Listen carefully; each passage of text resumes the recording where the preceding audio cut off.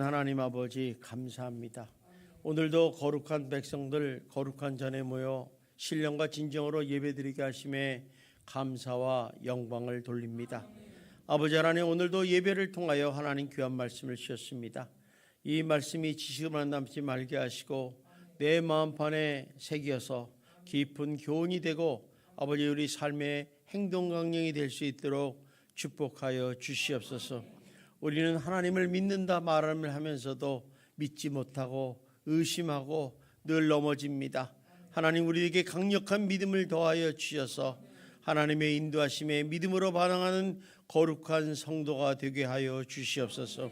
아버지 하나님, 이 세상은 아버지 믿음의 사람들을 구하고 있습니다. 이 말세지 말에 수많은 세상이 흔들리고 어려울지라도 정말 주의 영광을 드러내는 거룩한 백성들이 하나님을 원하고 있습니다. 하나님 붙잡아 주시고 우리 예수만 교회 모든 성도들 한 사람 한 사람 믿음의 반응을 통하여 하나님께 영광 돌리는 거룩한 백성들이 될 수 있도록 축복하여 주시옵소서. 예수님 이름으로 기도하옵나이다. 아멘. 우리 옆 사람 인사합시다. 날마다 좋은 일이 일어날 것입니다. 네.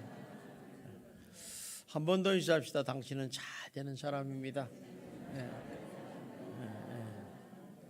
하여간 우리 인생을 살다 보면 신앙도 잘 돼야 되고 또 우리 삶도 잘 돼야 되고 또 하는 사업도 잘 돼야 되고 다 잘 돼야 될 줄 믿습니다. 오늘 신앙은 모든 상황에서 믿음으로 반응하는 것이다 라는 제목을 가지고 여러분에게 말씀을 나누고자 합니다. 믿음의 순종이라는 게 뭐냐? 하나님의 인도하심에 대한 나의 반응입니다. 그래서 우리가 하나님께서 이 길을 인도하셨기 때문에 나는 의심치 않고 그 길을 가는 겁니다. 그것을 믿음에 반응한다고 그래요. 하나님께서 이렇게 하라고 말씀하셨기 때문에 그 말씀을 신뢰함으로 그 말씀대로 행하는 것을 믿음으로 반응한다 이렇게 얘기합니다. 이때 그 약속이 하나님의 인도하심이고 그때 우리들의 반응이 말과 행동이 믿음이요 순종인 것입니다. 이것이 확실히 경립이 되지 않으면 믿음으로 살 수가 없어요.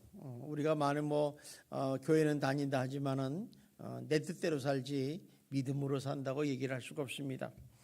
그러면 오늘 본문에 나오는 이 요셉이라는 사람은 어떤 믿음을 가지고 살았는가? 그 사람의 일생을 쭉 보면 결론이 하나 나옵니다. 그것은 뭐냐면 내 인생의 모든 것은 하나님이 주관하신다는 거예요. 참 우리 이 말을 한마디 딱 고백할 때 되게 어렵습니다. 그죠? 여러분들도 신앙생활하면서 내 인생은 내가 주관하는데 내 마음대로 사는 거 아니야? 내가 돈 벌고 싶으면 돈 벌고 예배 교회 가고 싶으면 교회 가고 내가 하기 싫으면 안 하고 이게 우리들의 생각입니다. 그런데 인생을 쭉 살고 보고 결론을 내보니까 내 인생의 모든 것은 하나님이 주관하시고 계신다는 사실을 요셉은 가지게 되었다는 것입니다. 다시 말해서 좋은 일도 있고 나쁜 일도 있고 또 성공도 있고 실패도 있고 고난도 있고 축복도 있습니다. 이런 거 다 전부 다 하나님의 손에 달려 있다는 거예요. 하나님이 좌지우지한다는 거죠. 우리 많은 사람들이 생사와 문제가 되면 죽음만 딱 하면 금방 알잖아요. 죽음은 내 맘대로 되는 게 아니구나. 하나님의 손에 달려있다는 것을 우리가 알게 된다는 것입니다. 그래서 우리가 성공했다고 기뻐하고 잘난 척할 것도 아니고 또 실패했다고 좌절하거나 낙담할 것도 아니라는 것입니다. 왜냐하면 이 모든 일을 하나님이 주관하시기 때문에 그렇다는 것입니다.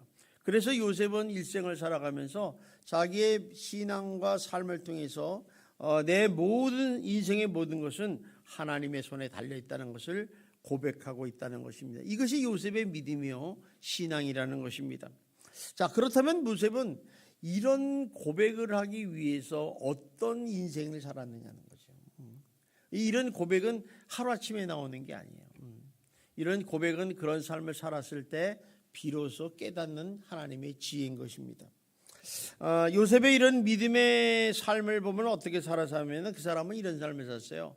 모든 상황에서나 어떤 상황에서도 믿음으로 반응하는 삶을 살았다는 것입니다.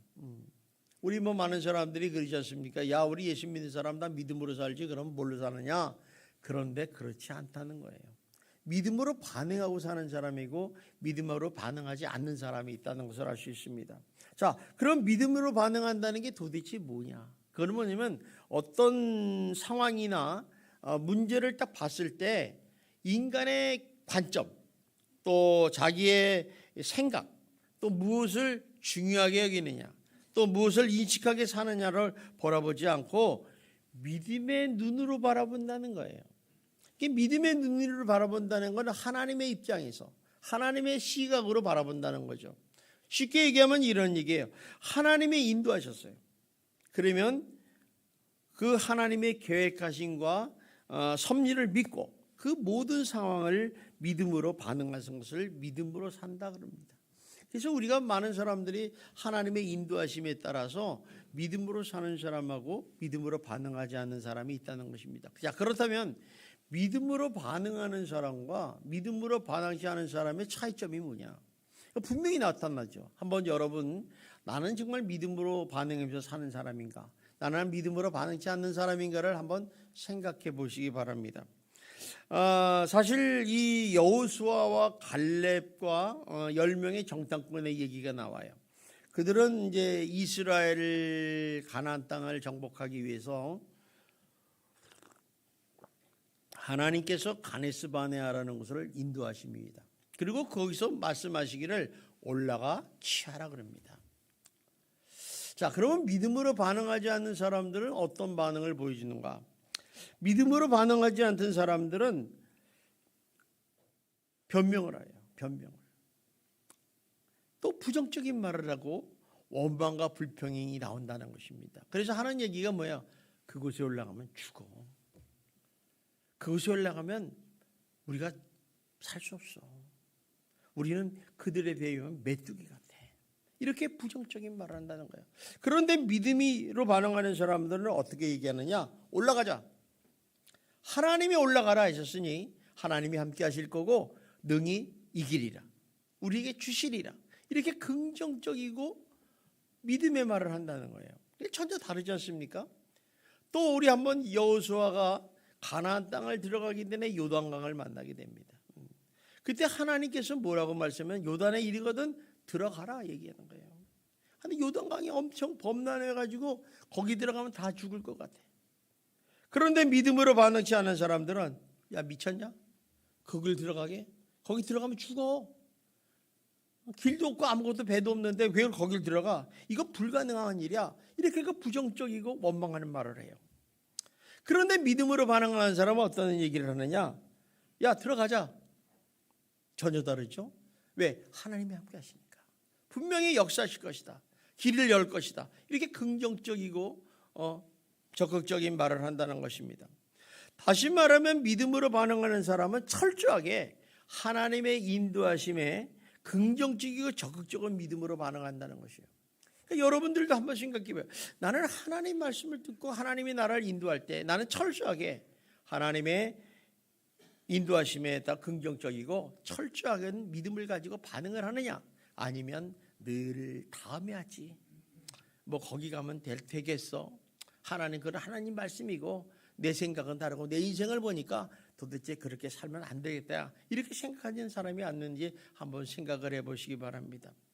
그렇기 때문에 하나님은 우리의 겉모습을 보지 않으세요. 외모를 보지 않으세요. 여러분 옆 사람 한번 보십시오. 얼마나 잘생겼어요, 그죠? 한번 보세요.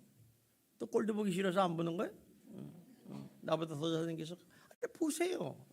보면 야, 저 사람 뭐 어떻게 생겼는지 딱 훌륭한 믿음의 사람처럼 보이지 않아요. 그런데 하나님이 우리와 다른 거는 우리들의 중심을 보신다는 거예요. 그 중심에 뭘 보느냐? 믿음을 보시는 거죠. 믿음이 있느냐 없느냐. 또 믿음의 반응을 보시는 거예요. 행동을 보신다는 거죠. 분명히 믿음이 있는 사람은 믿음의 행동을 할 것이고 믿음이 없는 사람은 믿음의 반응을 안 할 거지 않겠습니까? 그래서 주님이 이 세상에 오셔서 다시 심판하실 때 믿음이 있는 자와 믿음이 없는 자를 이렇게 나누세요. 저는 여러분들이 다 믿음이 있는 자 속에 서기를 주님의 이름으로 축원합니다. 또 양과 염소로 나눠버려요. 또 알곡과 가라지로 나눈다는 것입니다. 그래서 믿음이 있는 자는 하나님께서 영생을 주시고 믿음이 없는 자에게는 영벌을 내리신다는 것입니다. 그러므로 여러분, 성도를 짓는 핵심 키워드가 뭐냐? 당신은 성도입니까? 하고 물어봤을 때 그 핵심의 키워드가 뭐예요? 그것은 바로 하나님을 내가 믿느냐 안 믿느냐에 달렸다는 것입니다. 믿는 것 같은데 안 믿어. 그런 분 계세요. 믿는 것 같은데 믿는 척해. 안 믿는 거예요. 어떻게 알아요? 믿음의 순종을 보면 알 수 있다는 거죠. 그래서 믿음의 기도는 하나님을 믿느냐 안 믿느냐가 되게 중요해요. 우리가 예수를 믿고 교회를 다니지만은 안 믿는 사람이 이 중에 분명히 있어요. 나는 하나님의 안 믿어. 그러니까 하나님 말씀도 안 믿어지고 하나님이 누군지도 모르고. 그러니까 뭐예요? 여기 왜 앉아 있어요? 멀뚱 안 나가면 혼날까 봐. 지옥 갈까 봐. 여러분 두려워하지 마십시오. 지옥은 가면 되는 거예요. 뭘 그렇게 두려워해요? 그런데 자기는 그렇게 살지 않으면서 지옥 가려고 버둥버둥하는 걸 보면 참 안타깝죠. 여러분 시험 공부를 하는데 공부 못하는 사람 빵점 맞는 거 당연한 거잖아요. 근데 그걸 두려워해. 빵점 맞을까 봐. 빵점 맞고 떳떳하게 난 공부 안 했으니까 빵점 맞았다 이렇게 살아야지. 믿는 것도 그렇습니다. 믿는 것도 믿으려면 제대로 믿어라. 하나님을 믿으라. 그렇잖아요. 하나님을 믿으라. 말하는 것이 이루어질 줄 믿고 의심하지 않으면 그대로 되리라. 하나님이 약속하셨어요. 그러니까 이런 것을 보면서 우리가 정말 이 믿음 없이는 하나님을 기쁘게 할 수가 없어요. 많은 사람들이 나는 선행을 통해서 구제를 통해서 교회 예배를 통해서 나는 하나님을 기쁘게 할 수 있다 그러지만 믿음이 없는데 어떻게 하나님을 기쁘게 하겠어요? 하나님도 안 믿는데 그 믿음을 가지고 예배를 드린다 해서 하나님이 그 예배를 받으시겠느냐는 거예요. 그러므로 여러분, 성도인 우리는 어떤 상황에서도 무슨 일을 하든지 무슨 결정을 하고 계획하든지 믿음으로 반응하는 성도가 되시기를 주님의 이름으로 축원합니다. 히브리서 11장에 보면 믿음의 사람들이 쫙 나와요. 선배들이. 근데 그들의 공통점인 것은 하나같이 믿음으로 반응하며 살았다는 거예요. 그래서 그 믿음으로 반응해서 하나님을 기쁘게 하는 삶을 살고 하나님 앞에 기억나는 인생이 된 믿음의 사람들이었다는 것을 우리가 발견하게 됩니다. 여러분 예를 들면 에녹이라는 사람을 보세요. 에녹이라는 사람은 65세에 무두셀라를 낳습니다. 이 무두셀라라는 사람은 하나님이 무두셀라가 죽으면 이 땅에 홍수의 심판이 온다고 사인하는 경고적인 메시지예요. 이를 딱 보고서 깜짝 놀랐죠. 그래서 이 에녹이 믿음으로 반응해서 하나님과 300년을 동행하면서 하나님을 기쁘게 하는 자라고 증거를 받았다고 기록하고 있어요. 우리가 하나님과 동행한다는 얘기가 뭡니까? 하나님과 같은 마음을 품었다는 거예요. 같은 생각을 받고 같은 시식을 갖고 같은 발걸음을 가지고 보조를 맡아서 갈 때 하나님과 동행한다고 그러죠. 눈이 저쪽에 가 있는데 하나님이 이쪽으로 가는데 그 동행한다고 얘기할 수가 있겠습니까? 또 노아라는 사람도 그래요. 노아라는 사람도 120년 후에 일어날 홍수의 멸망에 대해서 심판의 경고를 하셨어요. 그러니까 이 노아라는 사람도 생각을 해보니까 믿을 수가 없는 거예요. 그런데도 불구하고 하나님을 경외하기 때문에 믿음으로 반응했다고 그래요. 그래서 그 미친 소리 같지만은 방주를 만들어서 그 가족을 구원받았다고 성경에 기록하고 있는 것입니다.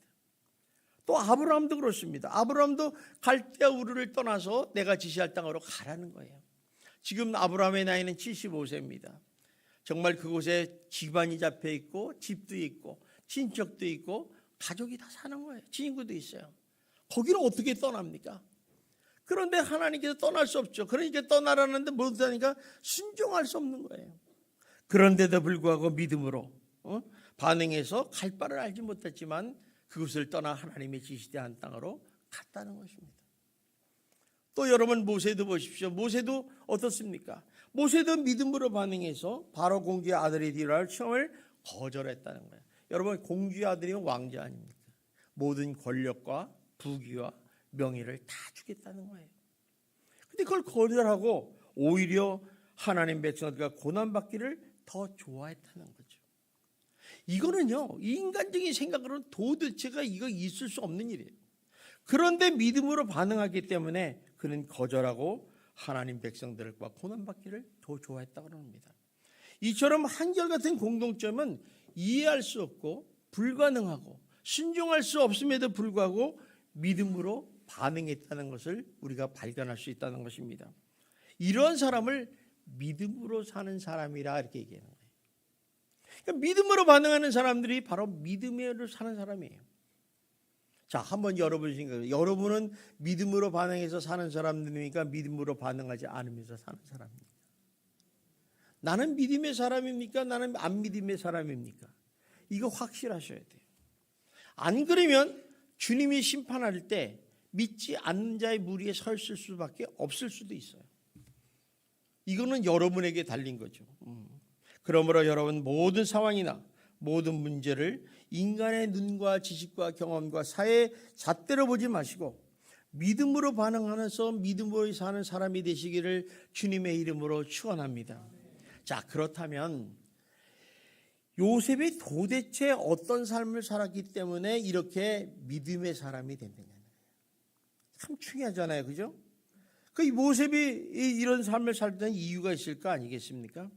자, 그 요셉의 믿음의 삶의 특징을 한번 보면요. 그는 고난 때에도 이해할 수 없는 고난 때에도 믿음으로 반응했다는 거예요. 우리가 살다 보면요. 어려움을 당할 때가 있어요. 정말 고난이 오고 힘들 때가 있어요. 이럴 때 믿음으로 반응한다는 것은 결코 쉽지 않습니다. 사람이 보면요. 고난이 오고 힘들면요. 도망을 가요. 피해요. 한 발짝 물러갑니다. 이게 보통 인지전 상정이거든요. 그런데 믿음으로 반응한다는 건 되게 용감한 거예요. 자, 우리 한번 성경을 보면요. 요셉이라는 사람이 얼마나 많은 상처와 아픔과 고통을 받았던 사람인지를 우리가 알 수가 있어요. 그래서 그의 마음은 항상 한이 맺힌 사람이에요. 한이 맺힌 사람. 근데 그런데도 불구하고 이 한으로 반응하지 않고 믿음으로 반응했다는 사실이 얼마나 놀라운 사실인지 모르겠습니다. 사실 우리 요셉의 일생을 좀 간략하게 정리를 해보면 요셉이라는 사람은 야곱의 11번째 아들이에요. 야곱이 91살 때 낳았는데 그 아들은 어떤 아들이냐면 야곱이 가장 사랑하는 라헬이라는 여인에게 난 아들이에요. 그러니까 특별히 더 사랑하게 되죠. 근데 문제는 이 요셉의 어머니가 일찍 돌아가십니다. 그래서 이 어린아이가 어머니의 젖을 먹고 어머니 품 안에서 자라야 되는데 자라지를 못한 거야. 그러니까 늘 이 아이는 자기 마음속에 외로움과 슬픔이 있어요. 얼마나 안타깝겠어요. 자기도 모르게 상처를. 왜냐하면 형들을 보니까 다 아빠가 다 엄마가 있는데 자기만 없는 거예요. 그래서 이 야곱이라는 사람이 너무 불쌍해서 특별히 채색 옷을 입히면서 편애하는 사랑을 했다는 거예요. 그런데 문제는 무슨 얘기냐면 이 형제들이 그걸 보고 시기 질투 미움이 생긴 거예요. 아무래도 저놈 죽여야 되겠다. 그래서 깊은 웅덩이 속에 쳐넣습니다. 그로 인해서 이 요셉이라는 청년이 얼마나 엄청난 충격과 정말 놀람을 이루 말할 수가 없는 거예요. 아니 어떻게 형이 저럴 수가 있는가. 이때 요셉은 눈물로 형에게 이렇게 요구를 합니다. 형, 나 좀 살려줘. 나 죽이지 마라. 나 살려줘. 그런데 형들은 그 말을 듣지 않습니다. 그래서 창세기 42장 21절에 보면 20년의 세월이 흘러난 후에도 이 요셉이 이렇게 고백을 합니다. 내가 형들에게 애걸할 때 내 마음의 괴로움을 보고도 듣지 아니하였다. 얼마나 형들이 나쁜 놈이에요. 그죠? 살려달라고 그러는데 그 자기 사랑하는 동생을 그냥 내치고 죽어라 하는 그런 형들이 있다는 건 이건 말도 안 되는 얘기죠. 사실 그때 극심한 분노와 상처가 아마 아무도 이루 말할 수 없었을 거예요. 아마 있을 수 없었던 그런 강렬한 배신감의 상처가 있었을 거예요. 우리가 사람에게 배신감을 당한다는 게 얼마나 충격적인 일인지 모릅니다. 내가 믿었던 사람한테 배신을 받았다. 이 요셉도 그러죠. 아니 형이 어떻게 이럴 수가 있느냐. 나를 죽일 수 있느냐. 그러니까 이 야곱이라는 사람들은 보면요, 요셉은요, 이 마음속에 분노와 상처와 아픔이 여러분들 뭐 상처 있다고 그러지만 그런 상처는 요만하지 않아요. 이 사람은 진짜 어마어마하게 컸을 거예요. 그런데 또 마침 미디안 상인이 지나가는 걸 보니까 이제 형제들 중에 그래도 죽이는 게 좀 안타깝지 않게 우리 손으로 피를 흘릴 수 없다 그래가지고 은20에 노예로 팔아버립니다. 참 요셉으로서는 2번 죽는 거죠. 한 번만 죽여도 되는데 2번이나 죽여요. 그래서 이제 애굽의 나라는 보디발의 장군의 집에 노예로 팔려가서 노예 생활을 합니다. 정말 살아보지도 않는 기가 막힌 인생을 살게 됐다는 거예요. 그러니 노예로 팔려온 요셉이 무슨 재미가 있겠어요. 빨리 죽지 않으면 빨리 도망가서 이 형들의 복수를 해야 될 텐데 그 생각에 꽉 차 있겠죠. 그런데 또 어느 정도 세월이 흘러가다 보니까 또 보디발 아내가 성적인 성폭행 사건으로 모함을 해가지고 이번에는 억울한 감옥 생활을 하게 되는 거예요. 사실 요셉이 이 감옥 생활을 했다는 것은 깊은 절망의 터널 속에 들어갔다 이렇게 표현하고 있어요. 다른 사람들이 깊은 절망. 그러니까 너무너무 힘든데 거기다가 또 감옥까지 갔으니 살아날 방법이 없잖아요. 그러니까 그 애는 뭐 마음속에는 뭐 분노 덩어리죠. 분노. 한이 맺힌 덩어리였다는 거예요. 참 놀라운 얘기죠. 그런데 놀라운 것은 이런 고난 가운데 요셉은 그런 상황에 대해서 믿음으로 반응했다는 거예요. 야, 놀랍지 않습니까? 그렇다면 어디에서 그 놀라운 사실을 발견할 수 있겠는가? 오늘 말씀에 보면 2절에 나옵니다. 우리 한번 봅시다. 시작. 여호와께서 요셉과 함께 하심으로. 여기 보니까 여호와께서 요셉과 함께 하심으로 이런 단어가 나오죠. 또 39장 23절을 봅시다. 시작. 간수장은 그의 손에 맡긴 것을 무엇이든지 살펴보지 아니하시니 이는 여호와께서 요셉과 함께 하심이라. 여호와께서 그를 범사에 형통하게 하였더라. 자, 여기도 보니까 여호와께서 요셉과 함께 하셨다라는 단어가 나와요. 자, 이 말은 무슨 얘기냐면 그 고난과 어려움 속에서도 믿음으로 반응하여 살았더니 하나님의 인도하심과 도우심이 있었다는 거예요. 그러니까 하나님이 함께하는 방법은 믿음으로 반응할 때 하나님이 함께하세요. 그 결과가 형통의 삶이에요. 여러분들이 뭐 하나님과 함께 하시면 뭐 우리가 예수를 믿으면 하나님이 함께 하신다? 틀림없어요. 그런데 안 믿으니까 하나님이 함께 하지 않는 거예요. 하나님이 함께 하시면 하나님의 도우심과 인도하심이 분명히 우리 삶에 있을 줄 믿습니다. 그래서 이런 하나님의 도우심으로 봐서 요셉의 삶의 모습이 그런 고난 가운데 나의 하나님을 공적으로 인정하는 믿음을 보였다는 거예요. 우리가 예수를 믿으면서 나 예수 믿는 사람이야 이렇게 자랑하고 사셔야 돼요. 우리 한번 옆 사람한테 한번 자랑해 봅시다. 나 예수 믿는 사람이야. 여러분 이웃에 가서도 얘기를 하세요. 나 예수 믿는 사람이야. 딱 십자가 붙이고 다니세요. 그런데 그렇게 말하고서 입에서 20원 30원짜리 욕이 나와. 그러니까 창피해서 못하는 거예요. 몰래 술 한 잔 먹어야 되는데 나 예수 믿는 사람이야 하고 술 먹으려니까 이상한 눈으로 쳐다봐. 미친놈 아니야 저거? 못하는 거예요. 우리가요 하나님 앞에 공적으로 인정한다는 게 되게 중요한 거예요. 나는 하나님의 자녀다. 나는 하나님의 백성이다. 나는 하나님이 예수 믿는 사람이야. 이렇게 자진할 때 우리의 말과 행동과 믿음의 반응이 일어나기 시작한다는 거예요. 다시 말하면 요셉은 그런 고난 가운데서 어떤 삶을 살았느냐? 하나님만을 섬기는 삶을 살았어요. 이 애굽이라는 땅은 우상의 땅이에요. 수많은 우상들이 있었어요. 그런데 자기는 거기서 나는 하나님을 섬깁니다 살았어요. 그 대표적인 행동의 모습이 무엇일까? 그것은 바로 기도하는 모습이었겠죠.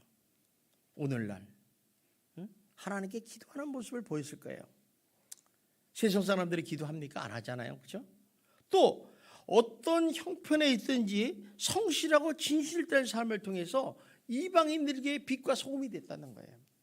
여러분, 노예라는 입장에서 자기가 분노와 한과 상처가 있는데 주인이 시킨다고 진실되고 성실하고 정직하게 일할 사람이 어디 있겠어요? 자기 하기 싫은 일을 시키는데 누가 하겠어요?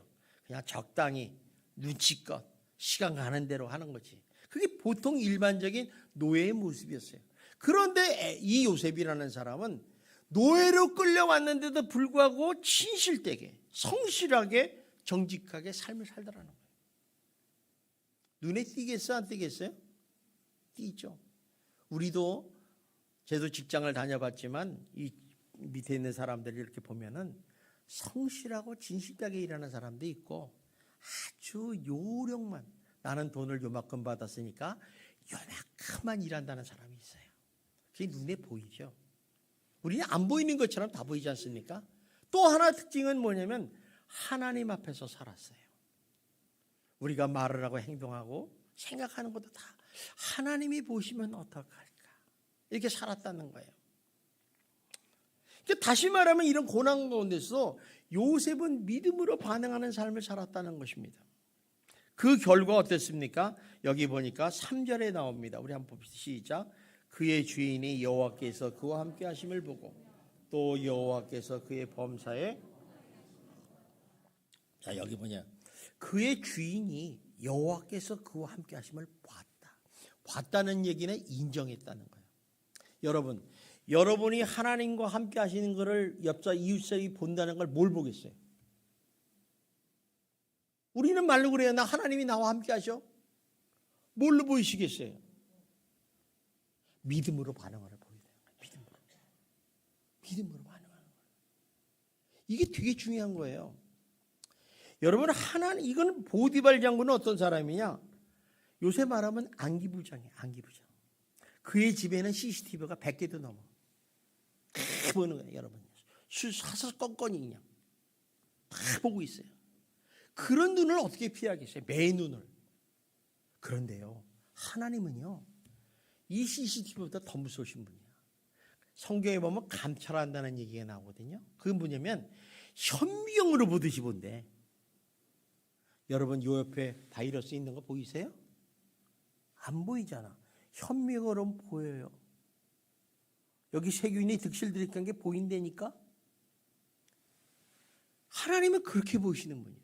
그런데 보디발 장군이 요셉을 인정했다는 거예요. 저는 하나님이 함께 하시는구나. 정말 저놈은 하나님을 믿는 놈이구나. 이게 인정을 했다는 거예요. 그래서 그를 가정의 총무로 세우지 않습니까? 우리 신앙도 마찬가지입니다. 우리 믿음이 하나님으로부터 인정을 받아야 돼요. 많은 사람들은 이런 얘기예요. 하나님에게 인정받으면 난 다 됐다. 역시 안 그렇습니다. 그거는 성도들에게도 인정받아야 되고요. 이웃에게도 인정받아야 돼요.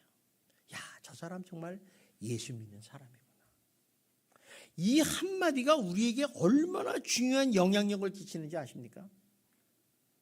야, 예수 소망교회 다니는 사람은 달라, 삶이. 이런 소리를 들어야지. 저놈이나 이놈이나 저놈이나 똑같다. 그런 소리를 들으면 정말 창피해. 내 자존심 상하는 거예요. 자존심. 여러분 그런 삶을 여러분이 살지 않았는지 한번 돌아보시기 바랍니다. 정말 저 사람은 정말 맡겨도 될 만한 사람이야. 정말 진실되고 정직하고 정말 성실한 사람이야. 야, 예수 믿으면 뭔가 달라.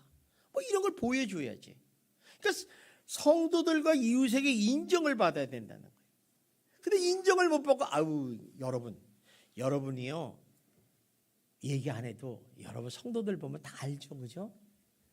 저건 작아야 작아. 저거는 조금 믿어도 가짜로 믿는 거야. 저거는 자기 중심으로 믿는 거야. 다 알아요. 무슨 얘기냐면 자기는 믿음을 좋다고 생각하는데 그렇지 못하는 거야. 인정을 못 받는 거야. 저 사람 우리 교회 예수만교회 이거야. 이거. 진짜 믿음 조심해. 이런 소리를 들어야 돼요. 그러니까 그런 사람들이 하나님께 인정 못 받겠어요? 당연히 받는 거지. 그런데 어떤 사람은 그래, 내가 교회 열심히 하고 믿음 잘하고 말씀 많이 읽고 기도하니까 하나님이 나를 인정하리라. 인정 안 할 수 있어요. 믿음으로 반응하지 않으니까 인정 안 할 수 있다는 거예요. 그래서 우리가 참 인정받는다는 게 이렇게 중요합니다. 자, 우리 21절을 봅시다. 21절 시작. 여호와께서 요셉과 함께 하시고 그에게 인자를 더하사 간수장의 은혜를 받게 하셨다. 자, 여기 아주 중요한 단어가 나옵니다. 인자를 더하셨다. 자, 인자라는 단어가 뭐냐면 여러분들이 잘 아는 헤세드라는 단어예요. 이건 어떤 때 나오는 단어냐? 기도할 때 하나님의 성품을 묘사하기 위해 주로 사용하는 얘기예요. 그러니까 기도할 때 하는 얘기예요. 헤세드, 인자. 그런데 여기서 인자를 더한다는 얘기는 하나님께서 특별한 관심을 가지고 그 백성을 돌보시며 그들의 기도를 응답하시는 것이 바로 그분의 인자심이에요. 그러니까 여러분들이 기도를 하면 응답한다는 것은 하나님의 인자심이 있기 때문에 그렇다는 거죠. 그 인자를 더했다는 얘기가 뭐예요? 하나님이 요셉의 기도를 들으셨다는 거예요. 자, 요셉이 무슨 기도를 했겠어요? 감옥에서. 하나님 돈 많이 벌게 해주세요. 하나님 삼손과 같이 힘을 세게 해주세요. 이런 기도 안 했을 거예요. 하나님 이 억울한 누명을 벗게 해주세요. 하나님 이 감옥에서 벗어나게 해주세요. 뭐 이런 기도 하지 않았겠어요? 근데 하나님이 그 기도를 들으셨다는 거예요. 참 놀랍지 않습니까? 저는 여러분들이 기도가 하나님께 인자하심을 통해서 응답받기를 주님의 이름으로 축원합니다. 성도 여러분, 하나님이 함께 하시고 형통한 인생을 사는 비결이 뭐라고 생각하십니까? 우리 여호수아 1장 7절에 잘 나와 있죠? 봅시다. 시작. 오직 강하고 극히 담대하여 나의 종 모세가 네게 명령한 그 율법을 다 지켜 행하고 우로나 좌로나 치우치지 말라. 그리하면 어디로 가든지 형통하리라. 자, 하나님이 함께하는 비결이 여기 나와 있어요. 그 율법을 다 지켜 행하고 우로나 좌로나 치우치지 말라. 그리하면 어디로 가든지. 우리 형통에다 초점을 하잖아요. 형통을 보다 앞에 절을 더 잘해야 돼. 하나님이 함께한다는 게 얼마나 중요한지 몰라요. 그래서 성경에 보면요, 하나님의 최고의 축복이 뭐예요? 임마누엘의 축복이에요. 예수님의 이름이 뭐예요? 임마누엘이에요. 그 임마누엘의 축복을 주시겠다는 거예요. 그러니까 이런 삶을 사는 사람이 어떤 사람이냐? 하나님을 경외하는 사람, 하나님의 말씀을 믿음으로 반응하는 사람을 이런 사람이라고 해요. 이런 사람이 하나님이 함께하고 형통한 인생을 산다는 것이죠. 우리가 살아갈 때 하나님은 우리를 때때로 광야의 길로 내보낼 수 있어요. 고난도 오고 어려움도 있잖아요. 많은 사람들이 예수를 믿으면 꽃길만 다닐 줄 아는데 그렇지 않잖아요. 그죠? 항상 건강할 줄만 알았는데 나에게도 병이 오더라는 거예요. 여러분, 병 걸리면 진짜 힘들어요. 그런데 왜 그런 고난을 주시는가? 하나님이 그 고난을 주시는 이유가 있을 거 아니겠어요? 하나님이 원하시는 게 뭔가? 이렇게 광야를 길을 가게 하시는 이유는 이런 거예요. 제일 중요한 것은 하나님이 누구인가를 알게 하시는 거예요. 많은 사람들이 신앙생활하면서 문제가 뭐냐면 자기는 하나님을 안다고 생각을 해요. 착각하지 마세요. 우리가 하나님을 알면요, 내가 더 낮아져요. 내가 겸손해져요. 내가 누구인가를 알게 돼요. 근데 모르니까 아는 척하는 거예요. 아, 나 하나님 다 알아. 예수님 다 알아. 알긴 뭘 알아요. 어떤 사람한테 예수님 다 안돼. 그래서 예수님이 나사렛에서 어디서 태어나셨습니까? 그랬더니 나사렛 마구간에서. 나사렛 무슨 나사렛에서 태어났어요. 살았지. 근데 잘 모르는 거예요. 그래서 우리가 이런 걸 보면서 예수님이 누구인가, 하나님이 누구를 알기를 원하시는 거예요. 그래서 그 하나님을 믿고 순종하는 법을 배우라고 광야를 보시는 거예요. 하나님을 의지하라고 배우는 거예요. 또 믿음으로 반응하는 법을 배우라고 말씀하시는 거죠. 그러다 보니까 오래 참게 되고 온유함을 배게 되는 거예요. 그런 과정에서 모세는요, 하나님의 인도하시는 손길을 체험하게 됩니다. 아, 하나님이 나를 이렇게 인도하시는구나. 그리고 하나님과 교통하는 법을 배우죠. 하나님은 기도를 좋아하시는 분이구나. 저는 성경에 보면서 모세가 하나님과 친구처럼 이야기를 하는 그 모습을 보면서 여호수아만 부러워하겠지만 저도 부러워합니다. 어떻게 저렇게 하나님과 늘 얘기할 수 있을까? 그게 굉장히 친밀하다는 거예요. 가끔가다 만나신 분이 아니라 날마다 순간마다 호흡 있을 때마다 만나시는 분. 여러분 자주 만나면 친해지지 않습니까? 이걸 배우게 되는 거죠. 그리고 오래 참는 법을 배우고 믿음으로 반응하는 걸 배우고, 결국에 모세를 뭐라고 그래요? 하나님으로부터 온유함이 지면의 사람들보다 승하였다고 인정받는 사람으로 하나님께서 인정하셨다는 거예요. 여러분, 마찬가지로 요셉도 이런 고난의 광야길을 가게 됐어요. 그런데 오히려 그 고난에 원망하지 않고 불평하지 않고 믿음으로 반응했다는 거예요. 그랬더니 고난의 의미를 깨닫게 하셨어요. 자, 그 의미가 창세기 45장 5절부터 8절에 나옵니다. 우리가 같이 한번 읽어봅시다. 시작. 당신들이 나를 이곳에서 팔았다 해서 하나님이 생명을 구원하시려고 나를 당신들보다 먼저 보내셨나이다. 이 땅에 2년 동안 흉년이 들었으나 아직 5년은 발가리도 못하고 추수도 못할지라. 하나님이 큰 구원으로 당신들의 생명을 보존하고 당신들의 후손을 세상에 두시려고 나를 당신들보다 먼저 보내셨나니 그런즉 나를 이리로 보낸 이는 당신들이 아니요 하나님이시라. 하나님이 나를 바로에게 아버지로 삼으시고 그 온 집이 주로 삼으심에 애굽의 온 땅의 통치자로 삼으셨나이다. 자, 보세요. 하나님께서 자기를 이곳에 보낸 이유는 자기를 살리려고 보냈대. 가족을 살리려고 보냈대. 그래서 선발대로 요셉을 이곳에 인도에 보냈음을 알게 되는 거예요. 그러니까 우리가 중요한 건요, 고난이 올 때요, 믿음으로 반응하면 그 고난의 의미를 깨달을 수 있어요. 여러분, 욥이라는 사람이 엄청난 고난이 오잖아요. 그때 어땠어요? 믿음으로 반응했더니 하나님을 만나는 축복을 받았다는 거예요. 하나님께서 왜 우리에게 이렇게 이유도 알 수 없는 고난을 주시는 이유가 무엇인가? 그 속에는 해석이 안 돼요. 여러분, 고난이 올 때 해석이 됩니까? 안 되잖아요. 그러니까 뭐가 돼요? 원망과 탐만 나냐. 왜 나한테 이런 어려움을 주십니까? 왜 나한테 이렇게 힘을 주십니까? 나한테 이렇게 물질을 빼라갑니까? 나한테 뭐 이렇게 질병을 주십니까? 하고 원망과 골변할 수 있어요. 그죠? 근데 그 이유를 잘 모르겠어요. 그런데 세월이 지나가다 보면 5년이고 10년이고 20년이고 지나면 그래 하나님이 이러시려고 나를 이렇게 인도하셨구나. 이걸 인정을 하시죠. 이거 깨닫게 되는 거예요. 그렇다면 그때 그렇게 원망하고 불평한 것이 얼마나 철없는 짓인지를 알게 되잖아요. 그죠? 마찬가지로 지금 하나님께서 주신 이 모든 상황에 믿음으로 반응했더니 하나님께서 지혜와 깨달음을 주시더라는 거예요.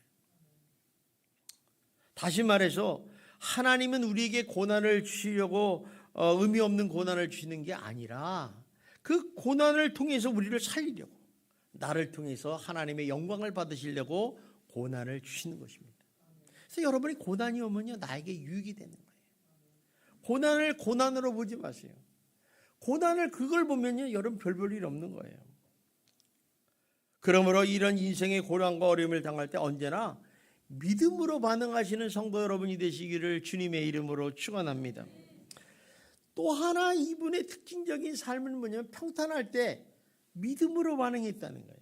우리가요, 고난이 올 때는 엎드릴 수도 있잖아요. 하나님을 찾을 수도 있어요. 근데 평탄할 때는 안 찹니다. 여러분 어때요? 지금 잘 살잖아요. 배부르지 않아요. 힘들지 않잖아요. 하나님 안 찾아요. 주일날 교회 한번 딱 오는 거 끝나잖아요. 왜요? 믿음으로 반응하지 않는 거예요. 내가 뭐 이렇게 살았더니 뭐 하나님이 다 복도 주고 먹을 것도 주고 자식도 잘 되고 가정도 편안한데 내가 뭐 그렇게 살 필요 있냐? 그냥 이렇게 살면 되지. 근데 하나님은 그걸 원하지 않아요. 믿음으로 반응하는 삶을 살기를 원하신다는 거예요. 요셉은 17살부터 30살 때까지 진짜 고난 중에 고난을 당했어요. 그러나 30세 됐을 때 하나님의 은혜로 애굽의 총리로 삼으셨다는 거죠. 그는 모든 부와 명예와 권력을 다 가지고 있었어요. 사실 그의 삶은 고난과 어려움은 다 끝나고 이제는 형통한 인생만 있는 거예요. 부족한 게 하나도 없어요. 자, 그러면 나 같으면 무슨 생각을 했겠어요? 나를 한 맺힌 놈들, 내게 상처와 슬픔과 아픔을 준 그 사람을에게 복수를 해야 되지 않겠냐 이게요. 그게 바로 사람들의 모습 아니겠어요? 좀 두고 보자. 여러분 왜 사람을 미워합니까?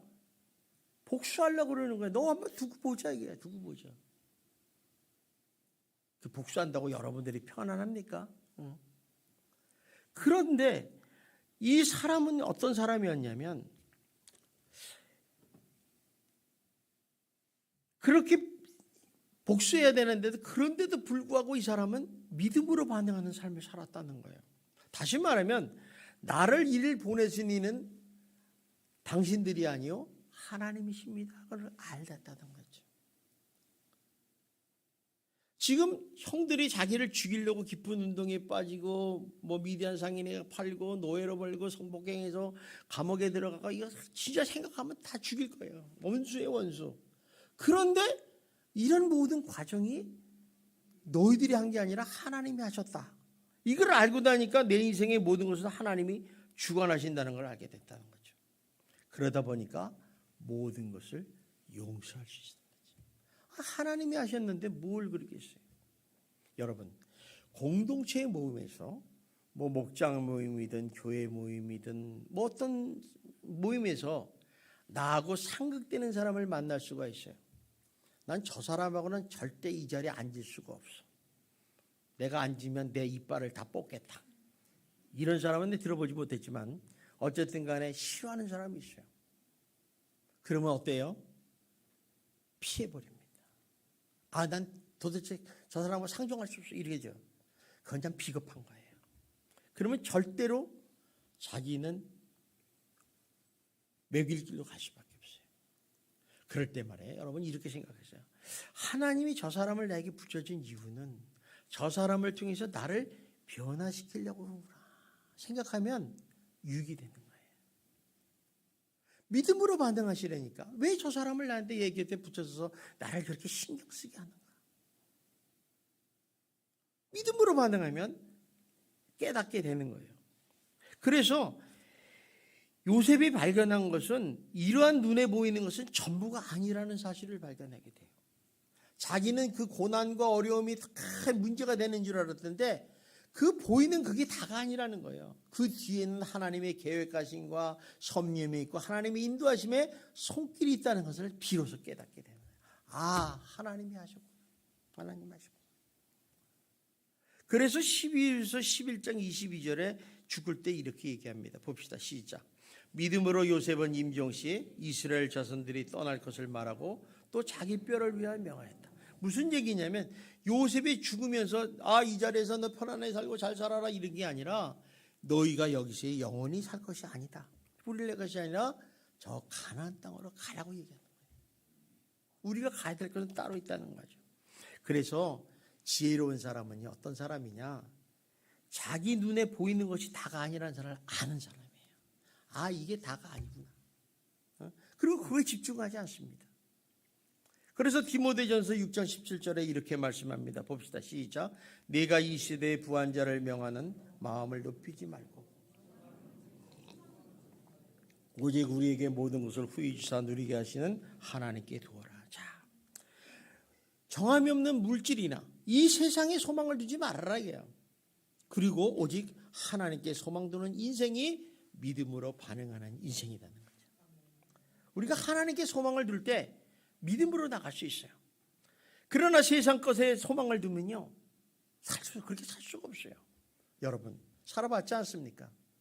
돈을 벌려고 애를 써봤고 가정을 아름답게 만들려고 애를 써봤잖아요. 거기에 소망이 있습니까? 없어요. 다 이전 것은 지나가 버리는 거예요. 우리는 결국 갈 길은 우리는 하나님 알아요. 하나님께 소망을 두고 사시는 여러분이 되시기를 주님의 이름으로 축원합니다. 성도 여러분, 요셉은 고난 때에도 믿음으로 반응해 살았고 평안한 때도 믿음으로 반응해 샀어요. 왜 그럽니까? 내 인생의 모든 것은 하나님이 주관하시는 사실을 알았기 때문에 그래요. 우리 한번 따라합시다. 내 인생의 모든 것은 하나님이 주관하신다.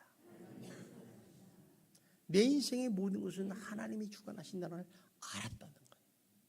여러분 아십니까? 알면 달라지는 거예요. 믿음으로 반응할 수 있는 거예요. 따라서 우리 성도라면 모든 상황에서 믿음으로 반응하는 것이 마땅하다는 것입니다. 그러므로 여러분 어떤 문제를 만나든지 어떤 상황에서든지 여러분 눈으로 경험한 것 지식으로 보지 말고 세상의 잣대로 보지 마시고 하나님의 눈으로 시각으로 생각으로 보시기를 바랍니다. 그리할 때 믿음으로 반응하는 인생이 될 줄 믿습니다. 기도하겠습니다. 사랑이 많으신 하나님 감사합니다. 우리들의 신앙이 정말 너무너무 타락하고 인간적이라 믿음으로 반응하지 못하는 경우가 너무너무 많습니다. 나는 하나님을 믿노라, 예수를 믿노라, 성령님을 믿노라 하면서도 우리는 그렇게 살지 못하고 있습니다. 하나님 이제부터라도 우리의 시각을 버리고 우리 관점을 버리고 믿음의 눈으로 우리 하나님을 바라보면서 믿음으로 반응하는 거룩한 성도들이 되게 하여 주시옵소서. 하나님 결코 하나님은 우리를 인도하시는 방법이 좋은 곳으로 인도해 줄 줄 믿습니다. 하나님 우리를 도와주시고 우리 예수님께 모든 성도님들 한 사람 한 사람 하나님의 축복의 믿음의 사람이 될 수 있도록 역사하여 주시옵소서. 예수님 이름으로 기도드리옵나이다. 아멘.